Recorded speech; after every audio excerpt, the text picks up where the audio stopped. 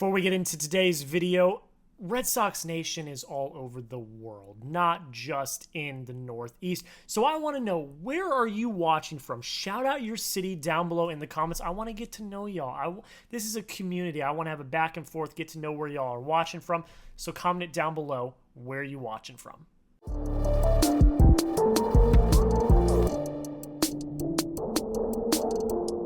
Welcome into this edition of the Red Sox Rundown. It is ugly. It's ugly. It is so ugly. We got the latest Red Sox injury news. We actually got some fairly significant Red Sox injury news to talk about today.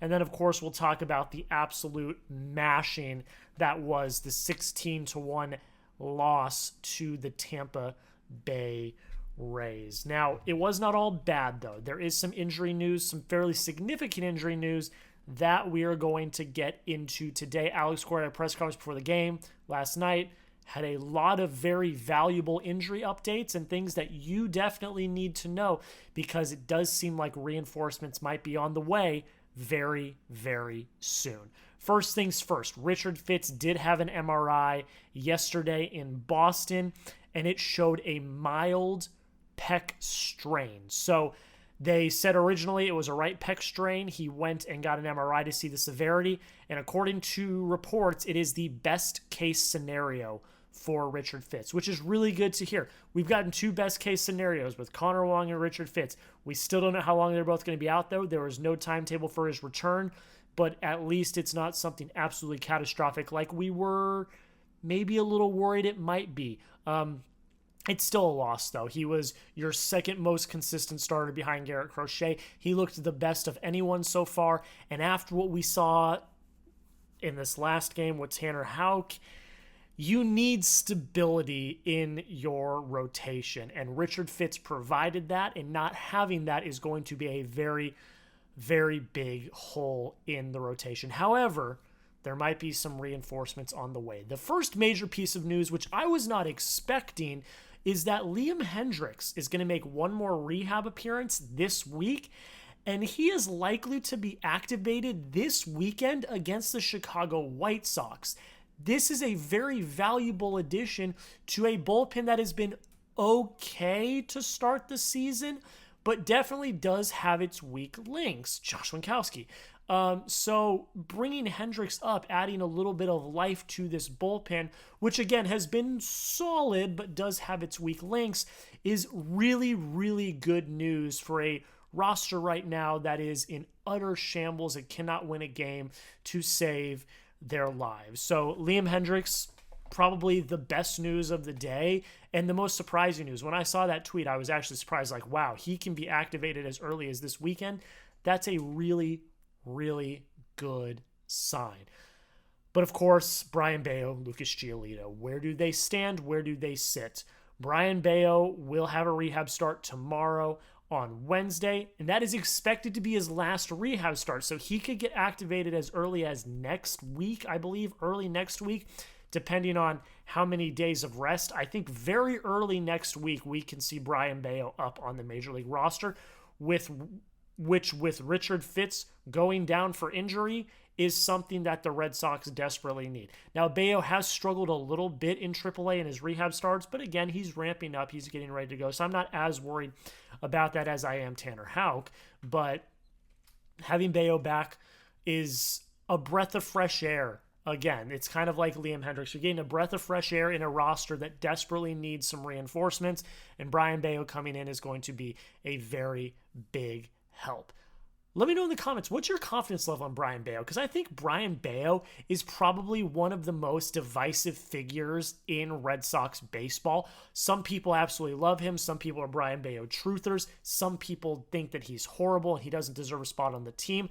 I sit in the middle. I think he definitely does struggle. I think there is definitely room for improvement, but I do believe that he has a ceiling that when he hits it is very dominant, and I think he has not hit that ceiling yet. I expect that he might if he does a little bit of fine-tuning. So you let me know, scale of 1 to 10, 1 being he's the worst pitcher in all of Major League Baseball history, 10 being he should win 15 Cy Youngs, he's the best pitcher I've ever seen.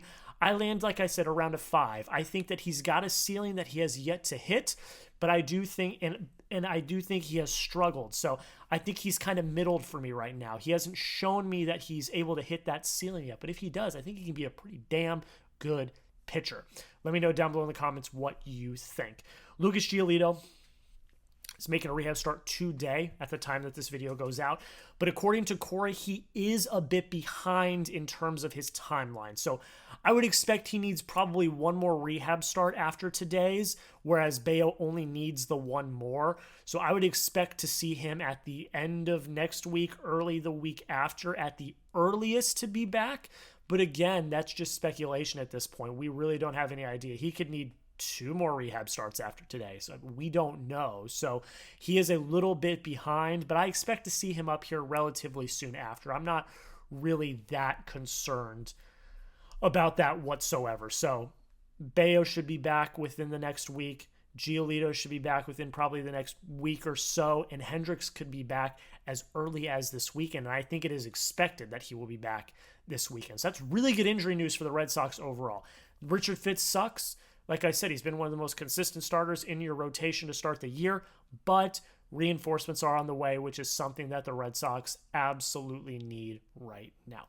We're going to talk about the game here in a second, but every time the Red Sox have an update, injury news, rumors, we make a video, and we've got the latest news and rumors for you guys. So if you want news, rumors, recaps after every single Boston Red Sox game, all 162, the good and the bad like today, make sure you hit that subscribe button. We are so close to our next milestone of 1,400 subscribers. I think at the time of recording this, we're like 4 subs away. So help a brother out. Can we get 4 subs on this video and, get over the milestone? I would greatly appreciate it. Daily videos, daily short form content, all happening here on the channel. So make sure you hit that subscribe button if you've not already. Let's talk about it. Red Sox lose 16-1. Set the tone pretty early. Yandy Diaz, on the first pitch that Tanner Houck throws, hits a home run. And from that point on, it was an absolute onslaught. The Rays scored 1 run in the first, which was the Yandy Diaz home run. I actually thought Houck, all things considered, battled back pretty good after the home run.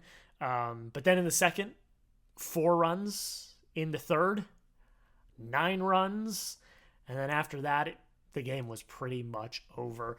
I just don't know what to say.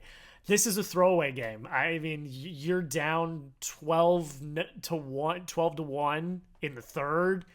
At that point, you're just not coming back from that. So this was kind of a dud game to watch, because after the third inning, like I stayed on till the 6th. I turned it off after that. I was at a company happy hour event, and I was like, I'm just not going to sit here and torment myself watching bad Red Sox baseball. But let's get into the stats. Let's see what happened. Tanner Houck, 2 1/3, 10 hits, 11 earned runs, but sacrificed 12 runs, 2 walks, 1 K, gave up 2 home runs. I'm not hitting the Tanner Houck panic button yet. I'm not going to do it. I am a Tanner Houck truther. I've said that from the start. I love Tanner Houck. I love his stuff. I'm not going to press the panic button yet. However, we're getting there. There is concern for Tanner Houck, and I'd be lying if I said I was not starting to get concerned. That first half of last season is looking more and more like a fluke by the day. He put together a really good outing in his last outing against Toronto, but other than that, he has not shown me yet that he can be consistent, and tonight did not help him whatsoever. Now, I don't think he's getting an option to AAA. I don't think that they're going to cut him. I know everyone wants to cut everyone on the Red Sox right now. I don't think that's going to happen. I think Cora's going to back his guys. I think Tanner Houck is one of his guys, and he's going to continue to, reset, reevaluate, and come with a better game plan next time. We see that he can do it. He pitched a really great game against Toronto. We know that he's got the capability. It's just executing that he's really, really struggling with. And it just was an unfortunate day where he got absolutely mashed. His ERA is over 9 now. It's just a bad day. It's a bad day for Tanner Houck. There is no ifs, ands, or buts about it. Let me know. Are you worried about Tanner Houck? Let me know down below in the comments. Why for yes if you are worried about Houck, and for no if you're not. I got to type my Y for yes. If there was a third option that's like, we'll see, that's probably what I would have picked. But I'm not worried. I am a little worried. I'm not pressing the panic button like a lot of people are, but I am worried about Tanner Houck. So you let me know in the comments. Y for yes, N for no. Are you worried about Tanner Houck? Let a brother know. So Shane Baz struck out 11. The Red Sox struck out 14 times tonight. Only hit the ball 6 times. No walks. So just a case of horrible plate approaches. You didn't walk once. You struck out 14 times. That's not a ratio you want to see. It's just the Red Sox, just their approaches at the plate are not good. They're not. Tonight especially. They're doing what I memed the Yankees for circa 2021, circa 2022. They're trying to hit the long ball, and that's all or nothing for them. They're either hitting a home run or they're striking out. That approach is not going to work. I said that about the Yankees, like I said, circa 2021, circa 2022. I would meme on them and thought it was all funny that they would only hit home runs or they would only strike out. That doesn't sustain for a lineup in 162 games. You can hit home runs and that's great. It's not going to win you enough ball games to make the postseason. The approach, I don't know what needs to change. Everyone's talking about, firing Fatsy and this and that and the other thing, getting rid of the driveline guy. Like, there's a lot of people talking about a lot of different things. I don't know what the adjustment is here. They just need to start hitting line drives, hitting the ball the other way. I mean, I don't want to say it's not that hard because hitting the baseball is one of the hardest things you can do in all of sports. But there just needs to be some sort of mental shift here in terms of approach. Work long counts. Expand the zone with 2 strikes when you need to. Hit the ball the other way. Put the ball in play. And they're just not doing any of that. And that's frustrating. They didn't even do that on Sunday when they beat the White Sox. Like, they're getting garbage time hits in the 9th inning when there's nothing to lose. Campbell was like the lone bright spot today. He went 2 for 3 with a home run. Great. But everyone else, Devers, 0 for 3 with 2 Ks. Duran, 1 for 4 with a K. Bregman, 0 for 4 with 2 Ks. Story, 1 for 4 with 2 Ks. Casas, 0 for 3 with 2 Ks. Hamilton, 0 for 3 with a K. I mean, the approaches are just awful. And you're not going to win baseball games playing that way. I don't know the answer.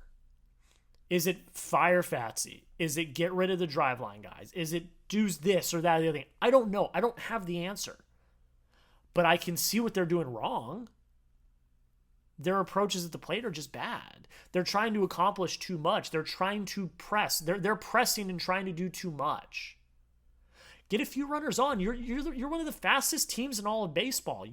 You're known for wreaking havoc on the base paths. Just get on base, and then magic happens. We've seen that. We've seen that against the Red Sox. They get a few runners on, and then you put the ball in play, and it's absolute chaos. The Red Sox are not the only people booting balls this year. Errors are happening all across the league. Put the ball in play.